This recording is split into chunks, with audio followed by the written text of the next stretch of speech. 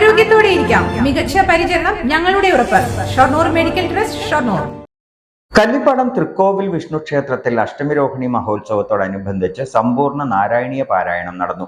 ക്ഷേത്ര ഊട്ടുപുരയുടെ ആദ്യഘട്ട സമർപ്പണം ക്ഷേത്രം തന്ത്രിയും മുൻ ഗുരുവായൂർ മേൽശാന്തിയുമായ തീയന്നൂർ ശ്രീധരൻ നമ്പൂതിരി ഭദ്രദീപം കൊളുത്തി നിർവഹിച്ചു. തുടർന്ന് കലാമണ്ഡലം വെള്ളിനേഴി രഘുചന്ദ്രൻ നിവേദ്, അനന്ത് നീലകണ്ഠൻ, വിഷ്ണുജിത്ത്, വിശ്വജിത്ത്, ആഗ്നേയ് എന്നിവരുടെ പഞ്ചതായമ്പക അരങ്ങേറി.